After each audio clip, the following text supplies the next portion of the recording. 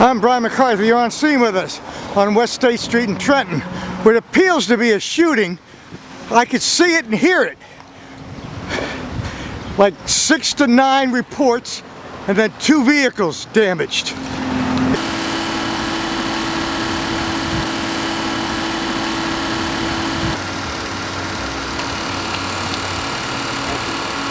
No problem.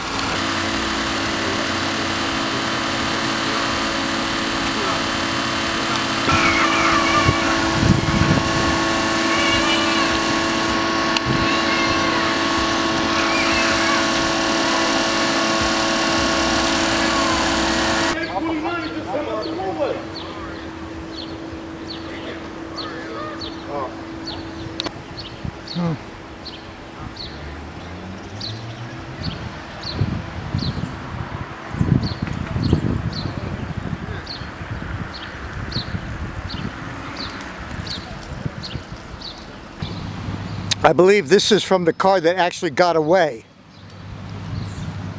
I saw it dragging a bumper, but I didn't see it went around the corner here, but I guess it lost its rear bumper here. This seemed to be the offending vehicle. There were 2 white vehicles.